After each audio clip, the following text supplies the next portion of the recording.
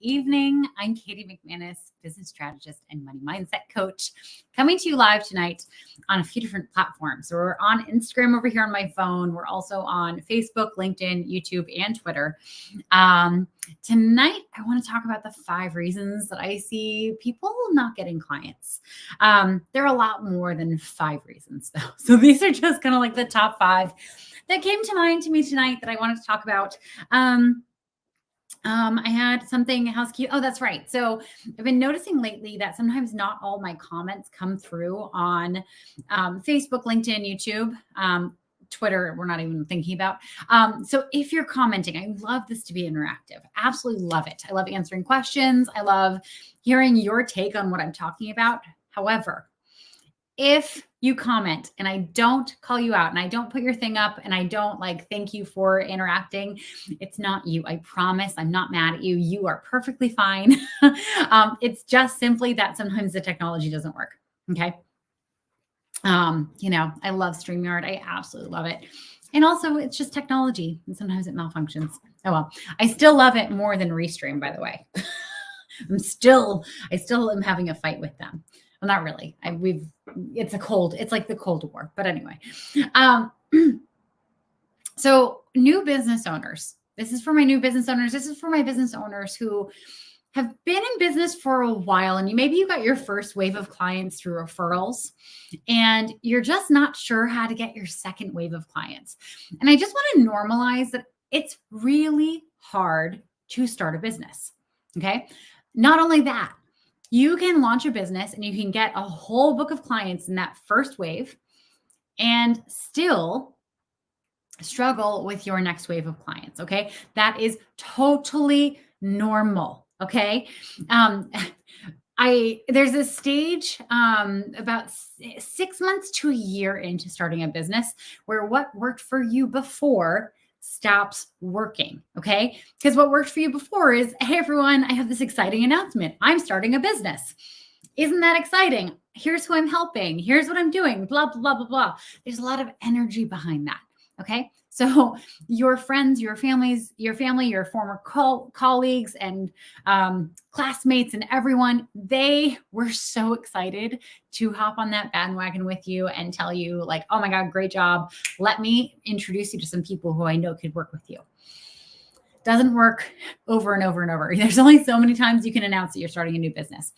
Andrea Celeste, I love the validation preemptive for any potential RSD. Yes, we want to be rejection, sensitivity, dysphoria, cognizant in this space because, we're an ADHD safe space. Thank you. Lovely to have you here. So just want to normalize that. It is so easy to get into a funk and think that there's something wrong with you. And I don't want you quitting this business. I don't want you giving up. I don't want you struggling unnecessarily with self-doubt when it's not you and it's just a natural stage of starting a business. That said, there are absolutely some ways in which you are getting in your own way. Okay. I'm getting in my own way. We're all getting in our own ways. Okay. I'm not calling you out when I'm not calling myself out. Okay. Everyone does some variation of what I'm about to talk about. Okay. The key here is to not get a shame spiral about it. It's not to freak out. It's not to feel bad about yourself. It's to stop doing it. And if you don't know how to stop doing it, or you don't know how to do the thing that I'm going to talk about, go and get help. Okay. I help people with this stuff. There are a gazillion other business coaches who help people with this stuff. Don't stay stuck. Okay. You are literally costing yourself money every single day that you let yourself stay stuck without clients. Okay. You need to be making money. You deserve to be making money. You do not have to sacrifice X amount of months of doing free labor to justify charging money. Okay. You are competent just as you are. All right. I'm going to start there. And any questions you have along the way, please do pop them in the chat. This is a safe space. There's no judgment here. What I want is this to be that fire that's lit under your butt for you to go and make changes. All right. By the way, my new favorite mocktail, because I've been dry for coming up on 500 days. I have an app to keep track because I think it's fun. Anyway, this is my new favorite mocktail. and it's club soda. It's like halfway club soda and then apple cider with lemon juice. And normally when I'm not lazy, I go out to the garden and I get some rosemary. It feels like a cocktail. It's so exciting. Okay. Anyway, all right. So the first way that I see people getting in their own way and not getting clients is they're not marketing enough. Okay. So here's the thing. If you're a small business, you do not have a marketing problem. Okay. You and I are not sitting at a table with a marketing agency planning out our commercial for the Super Bowl, and trying to figure out how we can squeeze Taylor Swift and Travis Kelce into it, or whatever his name is, right? That's not our problem. Hi, Javi, welcome.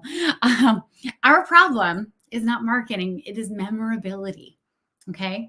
We need people to remember that we exist. If they do not remember that we exist, they cannot give us their money and hire us to do the thing. Okay. Let me see. Andrea, ADHDers overshare, and especially new business owners providing services. What are some strategies to avoid oversharing? Advice that you usually offer as part of your business services? Oh, that's such a great question. I will absolutely get to this. Okay. And Javi, a Swiftie, I know. I'm up on current events. It's like the first time ever that I actually know what's going on with like pop people and, like what are they called? Athletes. Those people that do the sports. I know. I'm going to use that reference until it's dead. Anyway. So we don't have we don't have a marketing problem. We have a memorability problem. Okay. Taylor Swift has done a beautiful job in being memorable. Okay. Travis Kelce's learning how to be more memorable by associating himself with Taylor Swift. All right. I hate to break it to you. So when I talk to people who just started their business or they've been at it for a little while, but they're still struggling, and we talk about their marketing efforts, sometimes they come back at me and they're like, well, I spent all this money on this website. And I hate to break this to you, but I'm pretty sure, I think the number is every single hour, the average amount of new websites on the interwebs is 250,000 per hour. Okay. You creating a website is just one of 250 per hour. How the fuck are people going to discover it? They're not. Okay. Unless you actively go out there in your social media circles and start promoting it and start talking about what you do and you start showing who you're helpful to. All right. No one's going to have a reason to discover your website unless you do this. Now, I know you might say, okay, well, what about SEO? And if you're not sure what SEO is, it's search engine optimization. It's basically the keywords that you use to make the Google machine show your website to more people based on what they're searching for. Yeah, sure. SEO is great, but it takes a long time.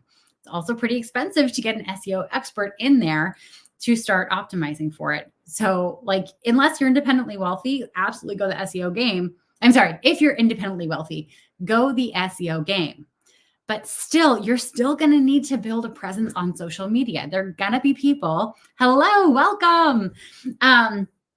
There are going to be people who will see your stuff and they'll be so intrigued and they'll want to know about working with you and they'll want to know about your services and they'll want to just, go further. And they are going to be the ones who check out your website. Okay. They are not going to find your website unless you get in their face about it. All right. When I work with clients, I create a non-negotiable. Every single day you're doing something visible. Every single day you're doing something visible for your business. Okay. Could be posting on social media. It could be commenting on other people's posts. All right. You want to be hyper visible, right? Because you don't want people to forget that you exist. That's it essentially. There are a whole bunch of different aspects of marketing. I'm of the belief, and a lot of different people have different approaches here. I'm of the belief that when you first get started and you're building your audience, don't spend money on ads unless you want to spend like a couple dollars a day. Not a lot. Like that retargets people who've already gone to your website, right? Don't spend too much money on ads, no more than like $90 a month. Okay. But really like test your content, right? Your content should be growing your network organically if it's good enough. And if it's not good enough, you need to make sure it's good enough. It should be getting you clients if it's good enough. If it's not good enough, you have to get training on that. You need to be in people's faces. You need to go where they're already hanging out. This could also be networking. This could be, virtual meetups. This could be in-person happy hours. Whatever it is, you have to get out there and you have to be visible. Okay. People cannot hire you if they don't know that you exist. All right. And how are they going to know that you exist? You literally have to post and post and post. And for those of you who are like, well, I don't want to post too much because I don't want to be annoying. Babes, only about 5% of your people are seeing your posts. 5%. Okay. That means there are so many people that are barely seeing your posts. You have to be annoying. All right. And it's going to be annoying for you, no one else, because they're only seeing 5% of your posts. And remember, they have the choice to scroll past. If they're not interested in it in that moment, they don't have to read it. Okay. But you do not want to go days and weeks and months without posting, because all the people who are your potential client, they're not going to get you. They're not going to see you. They're not going to have any awareness that you exist. All right. So you need to be marketing your services. So this actually ties in, Andrea, I'm going to come back to your question because it kind of goes into marketing. Because part of what we're going to do is we're going to let people get to know us as human beings. And there's this tendency, I'm just going to pull the question up over here. There's this tendency for ADHDers to overshare, especially in new businesses, when they're providing services. Like, we want to come across as relatable. We want people to understand our journey. And there are a few different strategies that I work on with my clients who have ADHD, who are concerned about oversharing. Basically, is it something that you would be embarrassed for anyone to see? If like you'd be worried about ex-boyfriends seeing it, if you'd be worried about friends from college or high school seeing it, if you'd be worried about family members seeing it, if there's anyone in the world who you'd feel uncomfortable with seeing that post, you kind of want to check in with yourself and ask yourself, is this something that I'm still willing to post? All right. The other element here is when we're all about like, be vulnerable online, be vulnerable to your audience. It'll build trust. Yeah. But vulnerability is a spectrum. Okay. Vulnerability could be, here's how I take my coffee in the morning. That's actually a pretty intimate thing to know about someone. What's your favorite cocktail or mocktail? That is a detail that you really only know about someone when you spend some time with them. All right. So what we're trying to do when we're sharing vulnerable facts about ourselves online is we want people to feel like they know us, right? Like there's a friendship here. And that is the seed of an actual friendship, right? Because as we're on social media, we are being social with other humans, not just getting clients. We can actually create genuine relationships. Hi, Mike. Welcome. So sharing details about yourself, it doesn't have to be your deepest, darkest secret. Okay. It also doesn't have to be your fears. It also doesn't have to be your trauma. There's also, I'm going to just readjust here. Okay. There's also sharing about the emotion around something and not the details. Okay. So let me give you an example. So when you're sharing the details of something, you're saying, oh, well, my grandma just got diagnosed with stage 4 breast cancer. She's seeing this doctor. Here are her symptoms. And you list off all the gruesome symptoms. And here's her prognosis. And here are her visiting hours. And, here are her allergies. If you want to drop off food, you can do that. That's kind of something that you would post to your Facebook profile if you're really connected with a lot of your friends and family in that neighborhood, who know your grandma, right? It's relevant to them. Okay. Versus being on LinkedIn or on Instagram, where you have a much broader following. The organic reach is there. Okay. So Like, for instance, I have people who, book calls with me all the time from Australia. Okay. I have never been to Australia. I would love to go. Please, I would like to get more clients in Australia so that I have an excuse to go and hang out there because I hear it's beautiful. But they don't need to know about my grandma. Like, they don't need to know about all that stuff. It's not relevant to them. And also, it kind of feels icky when it's not something you need to know. It feels like it's too personal, right? So what you want to share is what's your feeling behind it. Like the feeling might be, we got crushing news this weekend. My grandma, who I love so much, who took care of me after school every single day, through third and fourth grade, who taught me how to sew, who taught me this, just got diagnosed with cancer and doesn't look good. And I'm looking back and I'm really grateful for all the time I've gotten to spend with her. I'm really grateful that now that I work for myself, I'm going to be able to be flexible with my time and spend more time with her, taking care of her. Our community has really gathered around us and are really supporting her and my parents and my aunts and uncles right now. And I'm so grateful for all of it. And my only hope is that she stays comfortable through this. Like, of course, I hope we get a lot more years out of her. But my utmost intent with this is I want her to make sure that she knows that she's loved and supported and that she never feels any unnecessary pain. Right? Like, that's very emotion based. You're not giving a lot of like the gruesome details, right? And it helps people kind of understand what kind of person you are, that's the kind of stuff you care about, right? You could say that same thing a million different ways and highlight different things that you care about. Also, you don't necessarily have to use like your dying grandma as a post. That's just an example. But yeah, and of course, like this is practice. This is practice. Like, you're going to post something and immediately after you hit post, you're like, vulnerability hangover. I'm feeling shame. I'm feeling embarrassment. And then you're going to go back and you're going to delete it because you don't need that. Like, you don't have to put yourself through that. All right. Full permission. You own the delete button. Okay. Like, yeah, once it's on the internet, lives forever, but you're not famous. Like, if Taylor Swift were to post something about her grandma, it would live forever. People would be screenshotting that shit and it would be somewhere on some Reddit page, right? You're thankfully not famous yet. Maybe someday. At that point, you'll have learned what kind of stuff you're comfortable posting, what kind of stuff you're not. But Andrea, I hope that answered the question. There are a lot of different ways that you can approach this. But when in doubt, post stuff that is empathetic to your clients. When in doubt, like if you feel like, I'm not sure I want to post this yet, you don't have to post it. Okay. You don't have to post every single thing that you write every single day. That's not how this works. You can write something and you can put it in your drafts and hold on to it for another day and maybe post it later. But post something that's more promotional that day. Okay. Full permission here. All right. Okay. I hope that answers the question. Great question.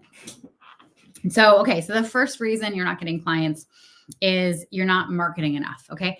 The second reason, which I'm going to get into, is you have a confusing offer. Okay. And let me explain how this usually shows up. When I get on a phone call with someone who's thinking about, signing up for my program or maybe wants to work with me, and I ask them, what is your offer right now? They're like, oh, well, it's different for everyone. Okay. That's confusing. That's confusing. So if it's different for everyone, when I'm on a sales call with you, if I'm a potential client, when we get to the portion where you're telling me about working with you, like the fact that you can't tell me, who's a business coach, exactly what your service is, exactly what your offer is, even if there are a few different tiers of it, they're not going to know what to do with it. They're not going to have any idea what your offer is when they're on the phone with you. Okay. So you need to have an offer that is in your back pocket, ready to go. Here's the details. Now, if say you do custom work, right? So you do custom work, it is actually different for every single client. Maybe you do leadership training in corporations, right? And it really depends on like how many people are going to be there, what level they're in, what the challenges in the company are, blah, blah, blah, blah, blah, right? You get to say, okay, cool. I'm going to put together this proposal. We're going to schedule a proposal presentation time and we'll go over it then. And you go over it then. You do not need to pitch anything in that moment. Okay. That if you have to put a proposal together, that first call is just an information gathering call for you. Okay. You get to propose that presentation after the fact. Okay. But I want you to remember this. A confused buyer never buys. And what creates confusion? Usually the seller not knowing what they're selling, right? So know what you're selling. Know, like, even just the base amount. If you do any kind of retainer, have like a package that covers most of the stuff. All right. Know that you can fine tune it. You can make it more bespoke in the service. Okay. But know what you're selling. Okay. If you have a confusing offer, no one's going to sign up for it. That's the reason you're not getting clients. Okay. Now, number 3 always surprises people. I'm just going to take a sip here. Number 3 always surprises people. So one of the reasons you might not be getting clients is you're actually undercharging. And I know that sounds crazy because people they're so concerned that they're going to overcharge and no one's going to sign up for that high rate. Okay. And that's totally a valid fear. You could absolutely charge like $500,000 for one session. That's too much. Okay. That's a bit excessive, right? But here's what happens more often than that is you undercharge. And here's what happens. People associate cost with value. All right. So if your price doesn't actually correlate with the value that you give, what's going to happen? They're going to hear what you charge and they're going to think, ooh, that's a red flag. Too good to be true. If they're saying that I can go from here to there and it only costs me $300 a month, nope. This smells like snake oil. This seems like a snake oil salesperson. There's no way I could get that for this.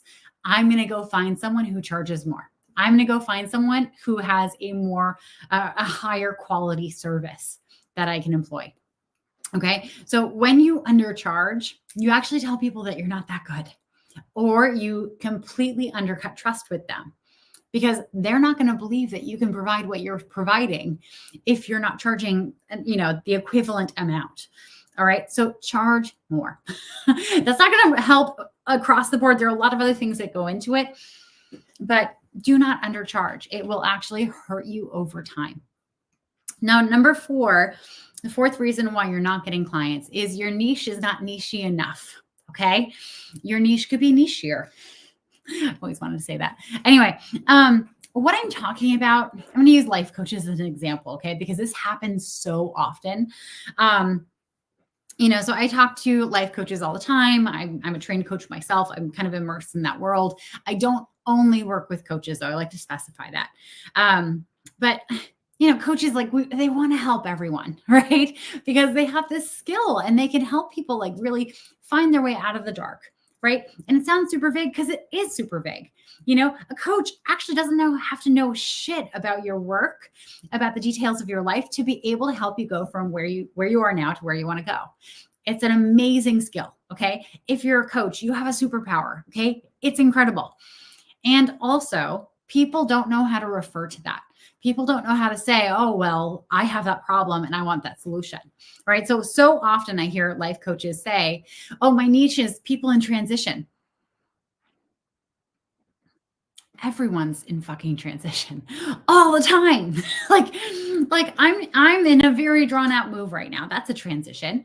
I'm also scaling my business. That's a transition. I'm also thinking about getting a second dog, a puppy for Luna. That's a transition. There are people who are entering new relationships, exiting relationships, starting new jobs, exiting jobs, starting side hustles, starting fitness routines, trying to lose weight. They're transitions galore. The people are all in some variation of a transition. Transition could also be age, women going through menopause.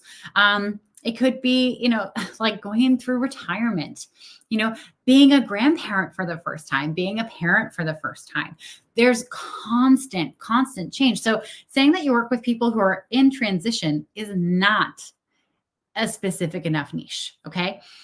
If you wanted to say that you work with men in their 50s who are changing jobs for hopefully the last time before they retire, you're helping them overcome any adversity that they come up against with any age discrimination. How do they head that off? How do they highlight how they are still relevant in the workforce? And I say that knowing so like this. I know this is a fear that a lot of men in their 50s. I don't want you guys thinking that I'm here thinking like, oh God, you're irrelevant. You're not. You're amazing humans. Anyway, that is a niche. That is absolutely a niche. Okay. People in transition is not niche enough. Okay. You have to pick a niche. And I know so many people are afraid of picking a niche because they're like, I'm going to scare away clients. Well, you're already scaring away clients. Okay. You're already not getting clients. So pick a niche. And if that doesn't work, pick another niche and then go from there. I promise you, when I started my business, I started off as a dating coach for men. Okay. It was the wrong niche. Okay. I didn't end up with a lot of male clients. I got one. Everyone else is a woman. All right. And then I changed my niche and then I changed my niche again. And then I changed my niche again. I got clients all along the way because I didn't just go into it saying, oh, well, I don't have a niche. I'm not sure what I want to do. No, I just picked something. And I said, this is what I do. And people started signing up for it, right? People will not sign up for you, for your service, if they don't understand specifically how it's relevant to them. Okay. So you have to make sure that they understand that. All right. Pick a niche, get nichier. Deal? And that is the fourth reason why people do not get clients. Now, the fifth reason, I actually didn't realize, this is the foundation. Hi, Joe Kane. Welcome. I actually, when I started my business, I completely took for granted that I had a whole career in sales and marketing. I went into it just knowing how to sell because that had been my career for a really long time. And I'd sold a whole different slew of things, from fitness memberships and personal training, to solar energy, to homeowners, to internet security. I sold yarn, I managed a yarn shop for a while. I took for granted that not everyone knew how to sell. Okay. I had a whole bunch of experience. I went through new trainings every time I started a new job on how to sell that particular service or program, right? I went through it. Okay. I practiced. I did that 50 hours a week for 5 or 6, 7 years. I've lost track of how old I am, for a long time. If you're just starting a business and you've never sold anything before, and you're expecting yourself to jump right in and be able to sell without ever getting training, I want to just bring you back to reality, okay? Because that's not how it happens. You have to get trained in sales. This is one of the things that I train in my group program, Build Your Own Business. And I do this with my one-on-one clients because you can't get clients if you don't know how to sell them. If you don't know how to enroll them to work with you, there's no way you're going to get clients. Okay. Just no way in hell. It takes practice. You also have to find a style that works for you. So there are a bunch of different styles out there. The style that I teach, I call it holistic selling because you're not just trying to get people's money, right? There's a lot of sales styles that, it's very clear. The objective is manipulate this person to open their wallet and give you whatever money they have access to so that you can have their money, right? It's very pushy. It's very manipulative. It's not very kind. Okay. And unfortunately there are a lot of business gurus like Grant Cardone talks about a lot of this stuff. He also uses a lot of these tactics in his group stuff. I'm not about that. I don't like that. I train on holistic selling because when I'm talking to someone, when I'm on the phone with a potential client, I'm not sold that I should be the right solution for them. Not because I'm not the right person for everyone. I'm not. I'm on the phone with them, listening for, do they have problems that I can genuinely help solve? Do they have goals that I genuinely have experience in helping people get to? And also, are we the right fit for each other? On a personality level, because we have to like each other for this to go anywhere. For me to be the best like provider for this client, they have to enjoy talking to me. They have to trust me. All right. And if I'm not feeling that both ways, then it's not going to work. Right. So when I'm listening to my potential client, I'm listening for all this stuff, and I'm making sure that I'm making a recommendation, whether the recommendation is to work with me or to work with someone else, but I'm making that recommendation in service of them, of their whole selves, right? Because that is what is going to help my business grow. I can't tell you how many times I've had a sales call with someone and we decided like mutually that it just wasn't a good fit for whatever reason. And that person, weeks, months, years later, has turned around and referred me other clients. And they were able to do that because they were able to understand deeply what it is that I do, because I was so honest on that sales call.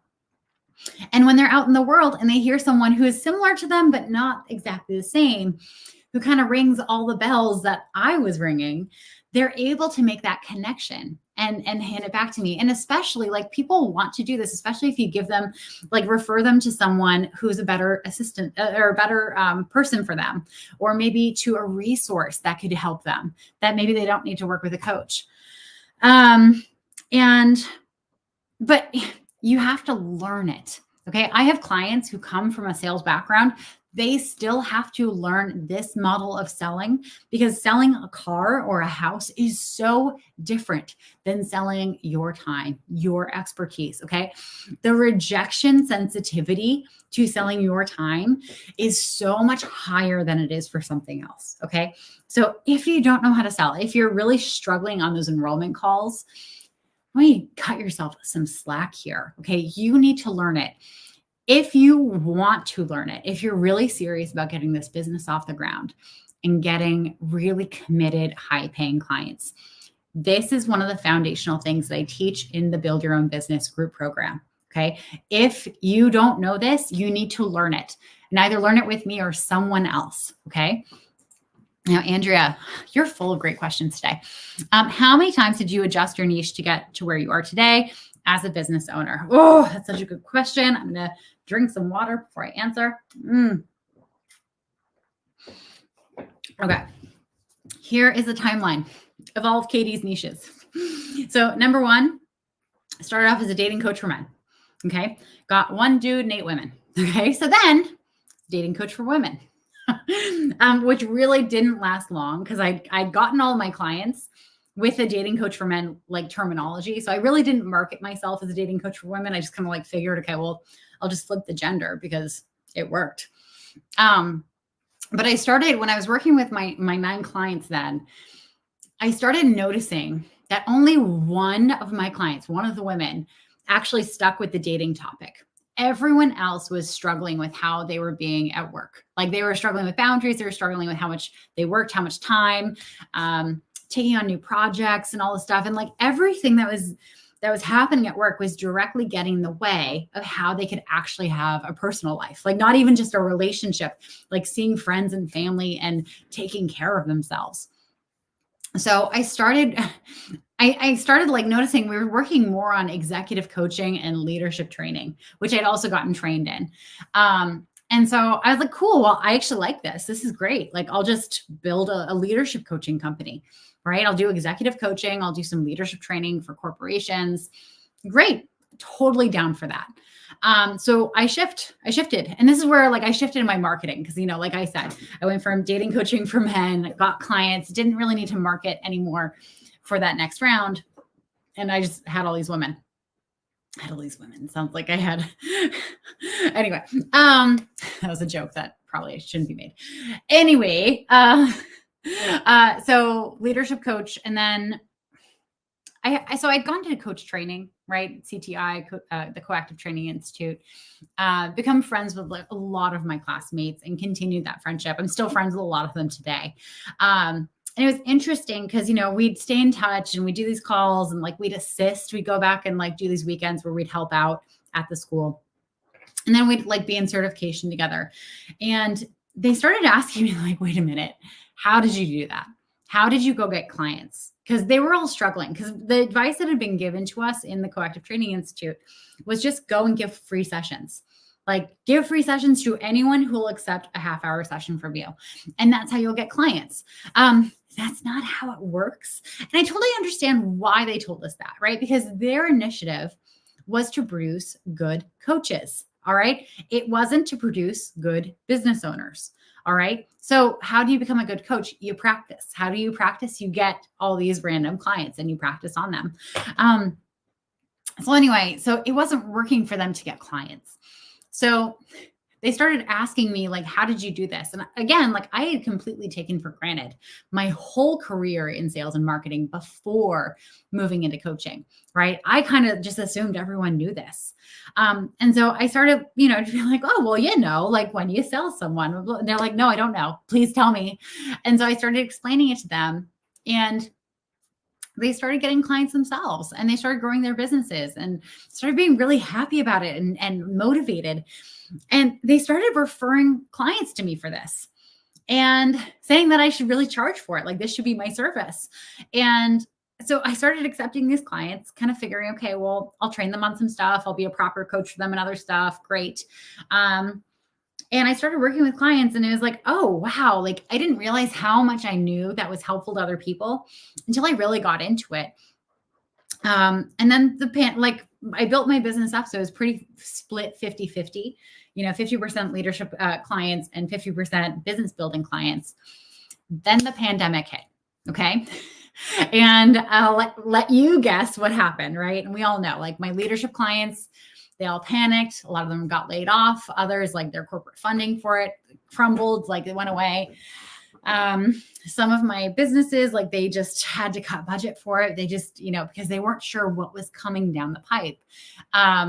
And so I panicked. I had like a month where I was like in a deep downward spiral, and it happens to the best of us. And then, people started waking up and being like, you know what? I'm not going to let this get me down. Always want to start a business. Now's the time. And I started getting more and more referrals.